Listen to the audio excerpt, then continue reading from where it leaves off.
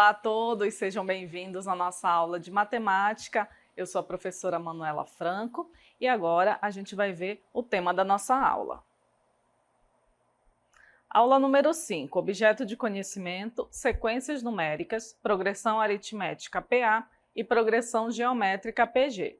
Detalhamento, soma dos termos de uma PA finita, soma dos termos de uma PG finita. Então vamos à nossa aula.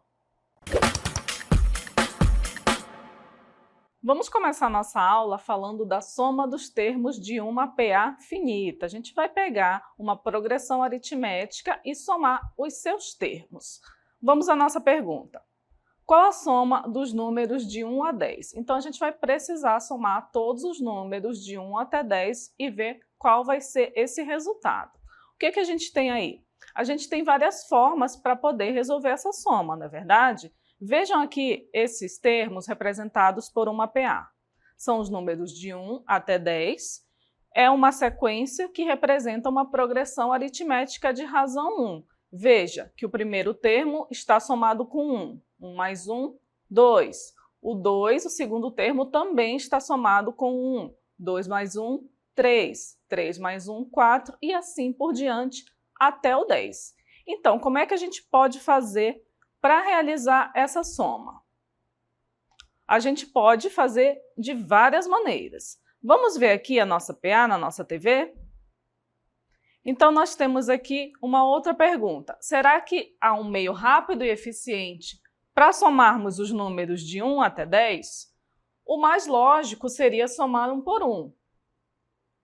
1 mais 2 que dá 3, com mais 3 que dá 6, com mais 4 que dá 10, com mais 5, que dá 15, com mais 6, que dá 21, com mais 7, que dá 28, com mais 8, que dá 36, com mais 9, que dá 45, com mais 10, que vai nos dar 55. Mas vejam que somar de 1 por 1 dá mais trabalho, não é verdade? Qual seria uma outra maneira? A gente poderia somar em duplas, não é? Somar 1 com 2, depois o 3 com 4, o 5 com 6. Mas também a gente pode fazer de várias maneiras essa soma. Nesse exemplo, a gente tem aqui a PA que vai do valor 1 até o 10. Para calcular a soma de todos esses termos, a gente vai pegar o primeiro, que é o 1, e o último termo, que é o 10. Então, o que a gente vai fazer? A gente vai somar o primeiro e o último. Vamos somar 1 com 10. E esse resultado, a gente vai multiplicar vezes a metade da quantidade de termos. A metade a gente pode representar pela fração 1 sobre 2. E qual é a quantidade de termos? O total de termos aqui da PA. Como são os números de 1 a 10, são 10 termos. Vejam que se a gente fizer essa soma aqui, a gente vai obter o mesmo resultado da soma dos números de 1 a 10. Olha só. 1 mais 10, 11. Vezes, aqui a gente pode dividir. 10 dividido por 2 é igual a 5. E 11 vezes 5 é 55. Exatamente o resultado que a gente calculou, somando lá 1 por 1 dos números de 1 a 10. Só que vejam que a gente precisou de muito menos cálculo para resolver isso. E a gente pode resumir essa soma em uma fórmula. No exemplo que a gente tem dos números de 1 a 10, para calcular essa soma, a gente soma o primeiro e o último termo, mas em uma PA. Quem é o primeiro termo? O primeiro termo é o A1. Quem é o último termo? O último termo é o AN. Nesse exemplo aqui ele é o A10, mas no geral, se for para qualquer PA, ele é o AN. E multiplicamos pela metade da quantidade de termos. A quantidade de termos é o número de termos da PA, que a gente representa por N, e divide por 2. Então, essa fórmula aqui, ela vale para calcular a soma dos termos de uma PA finita, como a gente acabou de comprovar. Agora vamos ver um outro exemplo. A gente tem essa PA aqui, 10, 15, 20, 25, 30 e 35. Como eu sei que é uma PA? Vejam que do 10 para o 15, a gente somou 5. Do 15 para o 20, a gente somou 5 também, e assim por diante. Então, temos aqui uma PA, onde a razão é igual a 5, é bem fácil da gente identificar. Mas a gente nem vai precisar usar essa razão. A gente só precisou dela para identificar que nós temos uma progressão aritmética.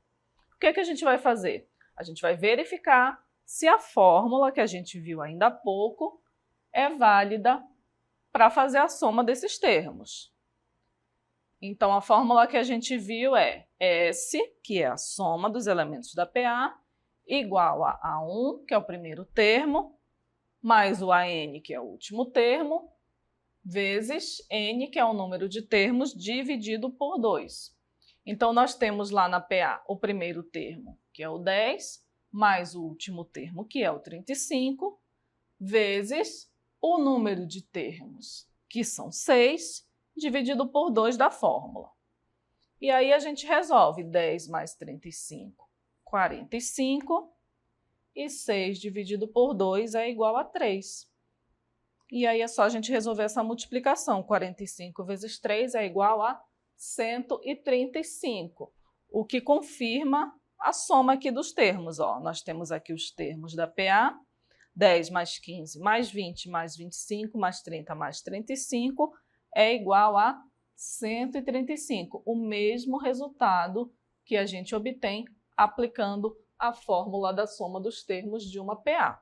Então, temos realmente que, para calcular a soma dos termos de uma PA, a gente vai precisar somar o A1 com o AN, multiplicar por N e dividir por 2. A ordem aqui não importa, você pode somar o A1 com o AN e dividir por 2 e depois multiplicar por N, ou você pode somar o A1 com a N e multiplicar pelo resultado do N dividido por 2, o resultado vai ser o mesmo, a fórmula vai ser válida. Agora, a gente vai obter a soma dos 12 primeiros termos dessa PA aqui. 6, 14, 22. Vejam que essa PA, ela tem uma razão, não é? Qual o número que a gente está somando? A gente está somando 8 a cada termo. 6 mais 8, 14. 14 mais 8, 22. Então, nós temos uma PA onde a razão é igual a 8. A gente vai precisar da razão para calcular a soma? Não necessariamente. Para calcular a soma, do que a gente precisa? A gente precisa do A1 mais o AN vezes o N dividido por 2. A gente precisa do A1, nós temos o A1, que é 6. Nós precisamos do AN. O AN seria o A12, porque a gente quer a soma dos 12 primeiros termos. E a gente não tem aqui ainda o 12º termo da PA. Então, como a gente ainda não tem ele, a gente vai precisar calcular esse termo. E como que a gente faz? Usando a fórmula do termo geral, que é a N igual a A1 mais N menos 1 vezes a razão. E agora sim a gente vai precisar da razão para poder calcular o AN, que é o A12. Então, o A12 vai ser 6, que é o primeiro termo, mais N, que é o número de termos 12, menos 1 da fórmula, vezes 8, que é a razão. Então, o A12 vai ser 6 mais, primeiro resolvemos aqui, 12 menos 1, que dá 11, vezes 8. E agora nós vamos ter que o A12 é 6 mais o resultado da multiplicação de 11 por 8, que é 88. Então, o A12 é 6 mais 88, que dá 94. Agora, a gente já tem o valor que a gente precisa para calcular a soma da PA. Agora sim, temos todos os termos, é só substituir. Então, a soma vai ser o A1, que é 6, mais o AN, que é 94, que a gente acabou de calcular, vezes o N, que é 12, tudo dividido por 2. 6 mais 94 é 100, e 12 dividido por 2 é 6. Então, a soma dos termos dessa PA é 100 vezes 6, que é igual a 600. Então, vejam, a gente não precisou preencher todos os termos da PA até o 12º para depois poder somar todos esses 12 termos e chegar no resultado 600. Não, a gente usou o termo geral para calcular o 12º termo e substituímos na fórmula da soma dos termos e assim calculamos a soma de 12 termos de uma PA usando uma simples fórmula. Agora a gente vai ver um vídeo de onde surgiu essa ideia da fórmula da soma dos termos. Veja comigo. Carl Friedrich Gauss foi um menino prodígio. Quando era criança, se divertia com cálculos matemáticos. Uma anedota referente a seu início na escola é bem conhecida. Um dia, para ocupar a classe, o professor mandou que os alunos somassem todos os números de 1 a 100, com instruções para que cada um colocasse sua resposta sobre a mesa logo que completasse a tarefa. Quase imediatamente, Gauss colocou sua resposta sobre a mesa dizendo: "Aí está." O professor olhou-o com desdém enquanto os outros trabalhavam tentando resolver a soma com muita dificuldade. Quando o professor finalmente olhou os resultados, Gauss era o único com a resposta correta: 5.050, sem outro cálculo. O menino de 10 anos evidentemente calculara mentalmente a soma da progressão aritmética 1 mais 2 mais 3 até o valor 100. A ideia que o Gauss teve lá com 10 anos de idade, então ele foi solicitado que ele somasse todos os números de 1 até 100. E o professor pensou que ele ia levar muito tempo para resolver essa soma, já que são 100 termos que a gente precisa somar. Mas qual foi a ideia dele? Somar o primeiro com o último, que dá 101, né? 1 mais 100 dá 101. Depois somar o segundo com o penúltimo, 2 mais 99, que também vai dar 101. E ele conseguiu entender que todas as somas ia dar 101. Então, como é metade dos termos, já que estamos somando os dois valores, então ele vai multiplicar essa soma de 101 por 50, que é a metade da quantidade de números, metade de 100, e ele obteve lá rapidamente o resultado da soma dos 100 primeiros termos, e daí surgiu essa fórmula da soma dos termos de uma PA. Agora, a gente vai ver como a gente faz para calcular a soma dos termos de uma PG. Vejam aqui comigo. Primeiro, a gente vai ver a soma dos termos de uma PG infinita. Para calcular a soma de uma PG infinita, a gente vai usar aqui um exemplo dessa PG, onde o primeiro termo é 1 sobre 2, o segundo termo é 1 sobre 4, o terceiro termo é 1 sobre 8, o quarto termo é 1 sobre 16 e assim sucessivamente. Para calcular a soma desses termos, a gente vai usar essa fórmula aqui, ó. Soma dos termos é igual a A1 sobre 1 menos Q. Então vejam que na soma dos termos de uma PG infinita, a gente só precisa do primeiro termo, só precisamos do A1, nesse caso aqui é 1 sobre 2, 1 da fórmula, menos a razão. E quem é a razão da PG? Para saber a razão da PG, o que a gente faz? A gente divide o segundo termo pelo primeiro e a gente encontra o valor dessa razão. Vamos calcular essa soma. Vejam só, nós temos aqui a fórmula da soma dos termos da PG, que é A1 sobre 1 menos Q.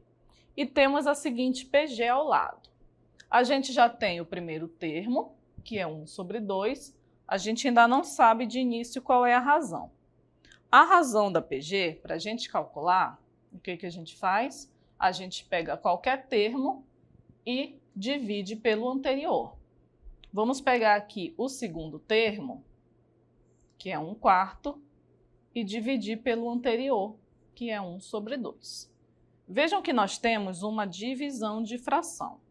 Quando a gente tem uma divisão de fração, a gente pega a primeira fração, repete ela e multiplica pelo inverso da segunda fração. A segunda fração é 1 sobre 2, o inverso dela é 2 sobre 1. E agora a gente multiplica normalmente. 1 vezes 2, 2. 4 vezes 1, 4. A gente ainda pode simplificar essa fração, dividindo todos os termos por 2.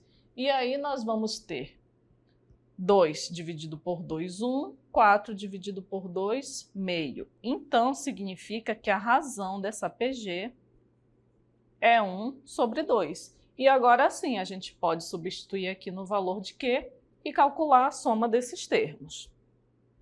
Então, substituindo todos os valores, o A1 é 1 sobre 2, 1 da fórmula, menos da fórmula também, a razão que a gente encontrou agora há pouco. A razão é 1 sobre 2, está aqui.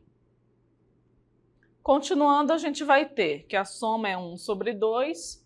Resolvendo 1 menos 1 sobre 2, o resultado é 1 sobre 2 também, que é a metade. E agora a gente ficou que a soma é 1 sobre 2 dividido por 1 sobre 2. E a gente sabe que qualquer valor dividido por ele mesmo é igual a 1. Então, a soma de todos os termos dessa PG é igual a 1. Vamos ver mais um exemplo? Temos aqui esse exemplo da FGV que diz o seguinte: é dada a progressão geométrica infinita, 45, 15, 5 e assim por diante. Ache a soma de seus termos. Então, vejam que novamente nós temos uma PG infinita. Então, para calcular a soma desses termos, a gente vai usar essa fórmula bem simples. Sn é igual a A1 dividido por 1 menos Q. Substituindo os valores, a gente tem aqui que o A1 é 45, o 1 da fórmula, menos a razão. Por que a razão é 1 sobre 3? Vejam aqui que o segundo termo é 15. Então, quando a gente tem o segundo termo sendo 15 e o primeiro termo sendo 45, como que a gente faz para saber essa razão? É só dividir o segundo termo pelo primeiro. Esse valor aqui a gente consegue simplificar. A gente divide tudo por 15. 15 dividido por 15 é 1, 45 dividido por 15 é 3. Por isso que a razão dessa PG é igual a 1 sobre 3. Então, nós temos 45 dividido por 1 menos 1 sobre 3. E aí, a gente vai resolver 1 menos 1 sobre 3. Como é que a gente faz para resolver? Então, resolvendo aqui, 1 menos 1 sobre 3 é o mesmo que 1 sobre 1 menos 1 sobre 3. Então, nós vamos tirar o MMC entre 1 e 3, que é o próprio 3. E aí, nós fazemos 3 dividido por 1, que dá 3. 3 vezes 1, 3. E agora, 3 dividido por 3, que dá 1. 1 vezes 1, 1.